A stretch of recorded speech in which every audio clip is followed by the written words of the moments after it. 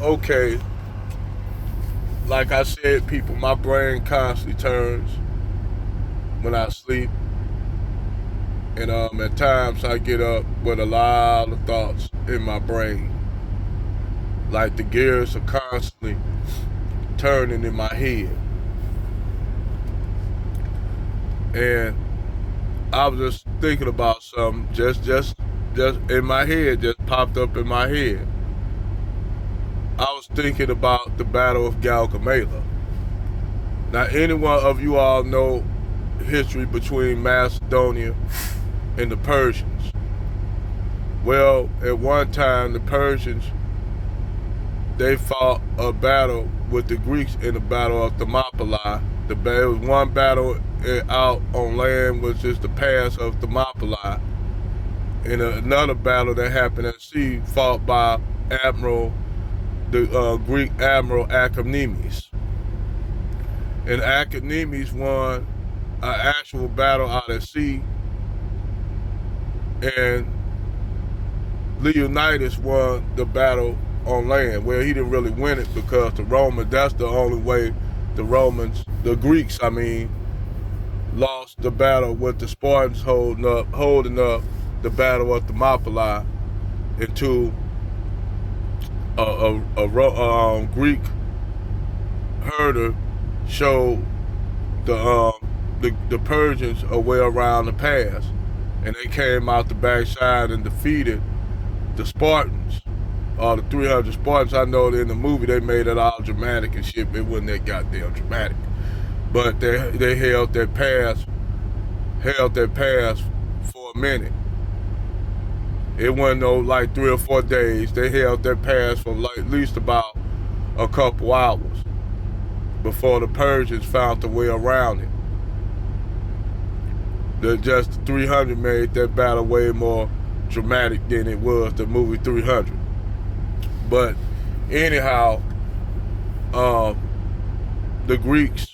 Persians sacked Athens. They sacked all the Greek states, and this is for the rise of the Macedonians, because the Macedonians were actually nothing more than a whole bunch of nomadic, really not nomadic people, but sheep herders, and they were what you would call pastoralist people. They moved with their sheep. They were nomadic, pastoralists. So what happened is the the Persians sacked Greece, and they took in a lot of slaves, and also you had Greeks that were allied with the Persians, who were way more beneficial to align themselves with the Persians, you know, because the Greeks that lived in Anatolia had a problem with the Greeks that live on the peninsula, the Greek peninsula. The Greeks that live in Anatolia had a problem with them because the Greeks that were on the Anatolian side, which is Turkey today, they wanted to be free from the Greek states because they was always getting raided by the Greeks. So most of the Anatolian Greeks were always subject to the Greeks, or they'll use them as slaves and shit. And it was more feasible for those Greeks that live on the in the Anatolian Peninsula, of today's Turkey, for them to side with the Persians. You did? So they sided with the Persians. Now let's get back down to the battle. Alexander, Greece was basically conquered started the invasion of Macedonia. As you call it, they was called, they had the Macedonians pretty much adopted Greek culture. But the Greeks still seen them as interlopers and outsiders and barbarians. Well, the Macedonians got a force of their own. They adopted the hoplite fighting style of the Greeks and but they did something different. They created a line known as the phalanx. The phalanx were these long spears that's basically was so long that when a cavalry of another army run into them, it'll demoralize the cavalry. So these used spears held a lot of cavalry at back. If you use the phalanx along with the hoplite fighting style, it was almost impenetrable, like a porcupine. But even porcupines have a weakness, the underbelly. But anyhow, the Macedonians up under Philip the First started the invasion of Greece. And what happened is Philip married an Athenian woman. So this is where Alexander come into the fold.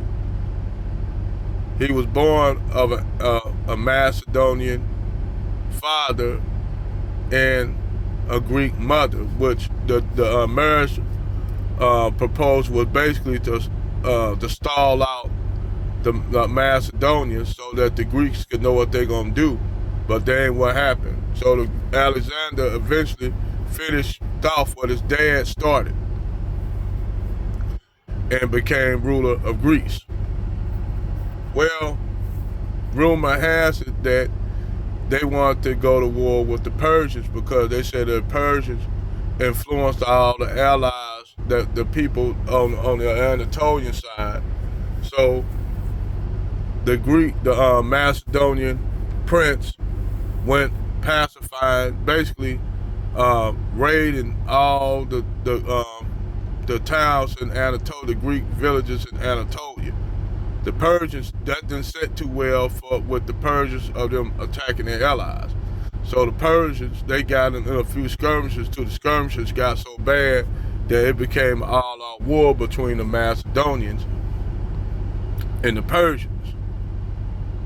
Well, the battle concluded itself after the Persians, the Macedonians took the city of Tyre, which Tyre was another, off the coast of Lebanon.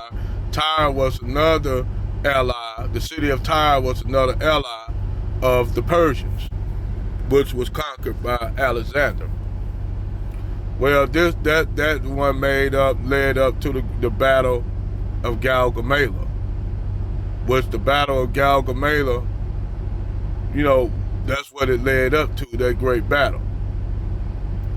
And there was a hard-fought battle on both sides, but the Persians had the more of the upper hand in the battle, but they gave it up. Now, how did Persia give it up to the Macedonians, who actually, the Persians outnumbered them? They had a vast resource behind them. Well, as they got into a pitched battle where King Derris can see right across a group of men were fighting right and look into the white of Alexander's eyes. Him and Alexander locked eyes on the battlefield. Locked eyes. So instead of Derris taking the fight to the Persians, Derris taking the fight to the Macedonians, Alexander took the fight to him and threw the spear, and the spear damn near hit him. It breezed across his head. Basically, damn near cut. It basically almost got him. Well, instead of Darius standing his ground and saying, you know what, fuck that, no, we're gonna get you, I'm getting you. He cut and ran from the battle. Now, what he had was what the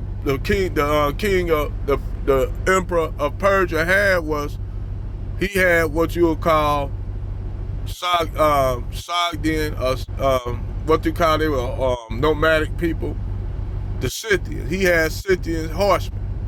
Now the Scythian horsemen was raiding his wagon train. They was raiding the shit out the wagon train, and could have caused the Persian, the Macedonians, the war if Alexander would have stayed there and kept trying to pursue Darius, because Darius cut and ran from the battle.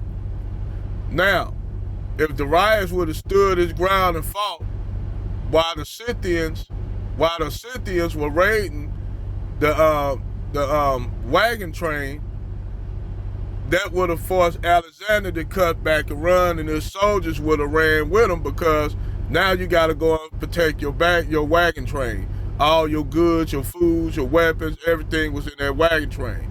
So he had to run back and protect that. If Darius would have came back and kept on fighting the Greeks while they were the Macedonians, while they would have ran, they could have overwhelmed the Macedonians and won that battle. And it would have been hard for the Macedonians to rise another army, because they didn't have a lot of allies. So basically the same thing would have happened again that happened 800 years before. The Persians would have won another battle with the Greeks, and they wouldn't be able to recover. And the Persians could have got another army, because they got the vast wealth of their empire to even back them. Because keep in mind, the Persians also even ruled parts of Asia, parts of India, like the Punjab region and all that, Afghanistan, Uzbekistan, Kazakhstan, everything near the Hindu Kush, up in the Hindu Kush, all the way up to the Altai Mountains, damn near going into China. The Persians had control over. So the Persians had a vast empire, all the way that stretched all the way into Africa, into the Middle East. They had a vast empire, and they could have easily got more men to fight a battle. If Darius would never had cut and ran from that battle, history would have been different, because the Persians would have conquered the Macedonians, then they would have reconquered Greece again, and the history of Greece would have been completely different again, because this time they was going to conquer and occupy Greece. So then that'll lead for another future battle between an upstart Rome that was upstarting. Then you already had the Phoenicians, or the Phoenicians running control of the western part of the Mediterranean. They was gaining power. So this is before Hannibal even came about. So that is another video. History would have been completely different if Darius would have never had cut and ran from the Battle of Glgamala. That him cutting and running from that battle will actually change history, why history is the way it is today. Why the Romans, the Greeks influenced and gave Hellenistic culture to the Romans. So you got that dynamic right there that changed history with Hellenism. But anyway, history would have been completely different if Darius would never had cut and ran from that battle, the Battle of Glgamala. Well, that's my video on this topic. Talk to y'all on the flip side. Over and out.